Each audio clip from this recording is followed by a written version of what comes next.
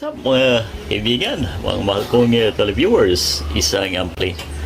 Ang muli ay dinala po sa atin at ang issue 101. Alright, just kidding mga kaibigan. Ang problema po ay ayaw sa mic ang concert na ito mga kaibigan. So yun ay susubukan natin ulit na ibahagi po sa inyo lahat mga kaibigan. Since may mga na-upload na po tayo na ganito ang issue. Ngayon ay matutunghayan po natin kung parehas ang kwento nito doon sa ating mga naunang na-upload na mga kaibigan. Pero bago yan, sa mga hindi pa po nakasubscribe, nakafollow sa ating Digimix TV, alright? Sa Facebook, sa Kabalita TV, mga kaibigan. Alright. Pa-follow naman po at pa-subscribe na mga kaibigan upang tayo ay tuloy-tuloy na makapag-abot, makapagbahagi ng ating mumunting karunungan mga kaibigan dito sa ating channel. Here we go. Test natin. So yan mga kaibigan, may speaker po tayo, maliit lang. Ito na. Ito natin. Okay, pumitik ang relay. Ibig sabihin ay good naman. At ang gagawin natin, ito pala ang switch na ang input. So auxiliary po tayo. So ayan, open natin ang volume.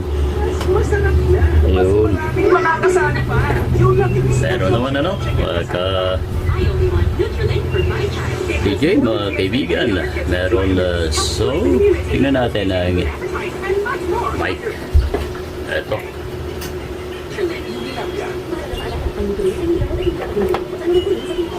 Uy, naka-volume na.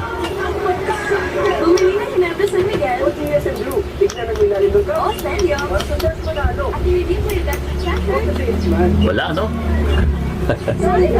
Ayan, nagka-plug in na yan mga kaibigan, ang ating mic. Mic 2, ayan, volume, sagad na. So wala.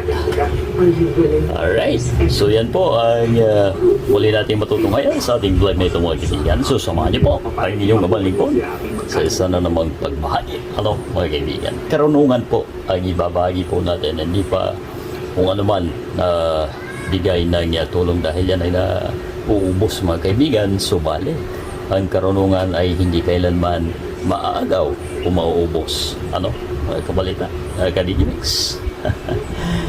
Alright, so panoorin niyo po ang ating vlog na ito. So ito na mga kaibigan, siyempre, first and foremost natin dapat i-check dyan ay for me ay yung volume just madalas ayan po ang nagkakaroon ng problema mga kaibigan dahil may inang klase na yung mga volume natin, unlike nung araw mga kaibigan talagang pagmatagalan po so pre-amp ang ating bubusisiin mga kaibigan upang palitan ang volume control para sa mic mga kaibigan. Ito na, medyo mabusisi pagka ganyan mga kaibigan, tatanggalin po natin natin. Right? Itong sa ibabaw, ganun din. So mamaya balikan po natin kayo So ito na guys, ang dalawang ito ay target natin ang volume ng microphone, and then isasabay na po natin yung echo right.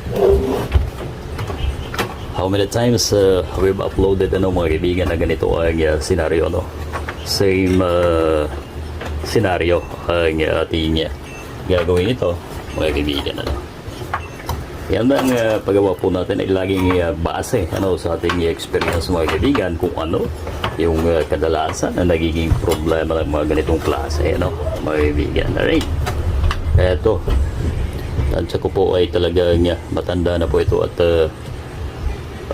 we need to replace it mga kaibigan.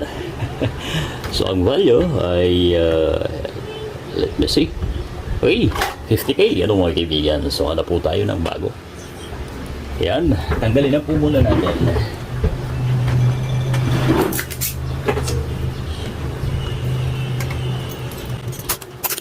Kung yung itatanong ko mga kaibigan, ako ay actual na nagpakalit na ito kasi hindi lahat ay perfect sa pagdating sa tester natin minsan pakalo, minsan hindi. So, mas may ginagawa na natin mga kaibigan. Alright. Since nakita nyo naman, nung napanood nyo kanina, wala ang audio, ating mic, ano? Alright, so yun ang gandang kong natin.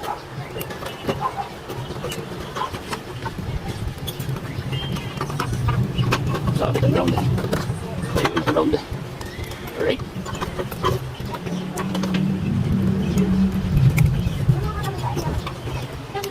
Ngayon. So ito na. Parehas na 50k yun ang mga kaibigan. Alright. Single. Ano ko, para wala akong single na ito.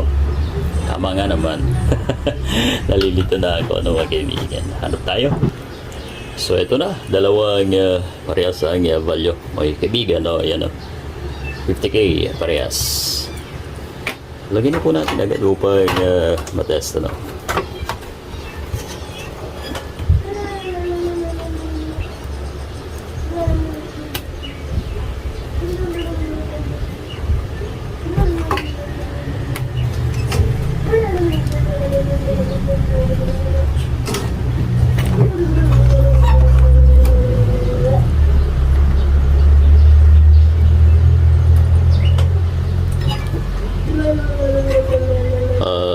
Bakit nga ba sirain ang mga volume ngayon? Ano mga kaibigan? Unang reason para sa atin mga balita ay dahil napupudpud ang carbon, right? Carbonize. So once na yun ay napudpud, syempre hindi nagagana, wala nang kontak. Time na mawala na pong silbi ang volume natin, mga kaibigan.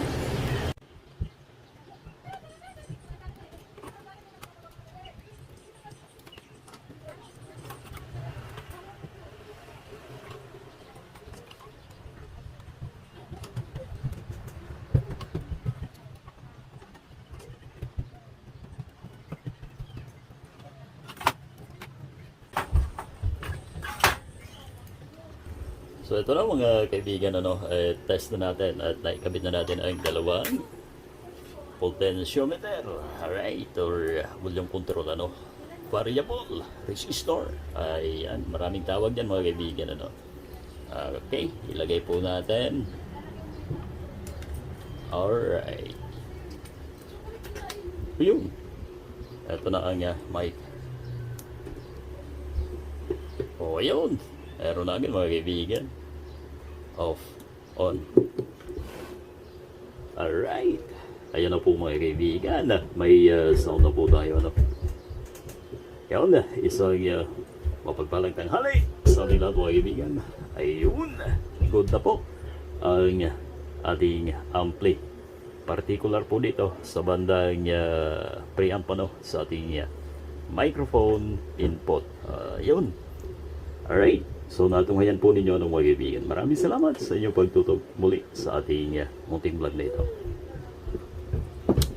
At once again, tayo po ay mag-iwan sa inyo ng isang kasabihan mga kaibigan. Give a man a fish and you feed him for a day.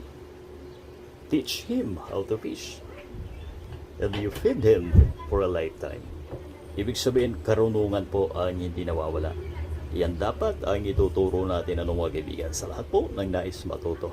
Okay? So maraming salamat sa inyong pagtutok. Dito pa lang i-cut na natin ang video na ito mga kaibigan.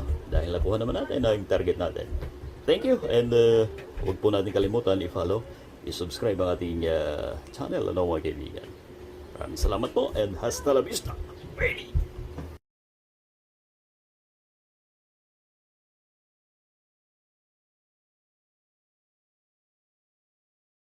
What's up mga Kabalita TV? Isang mapagpalang araw po sa ating lahat mga kaibigan and welcome po sa ating channel. Isang Samsung ang dinala po sa atin at ayon sa mayari ay bigla daw pong nawala ng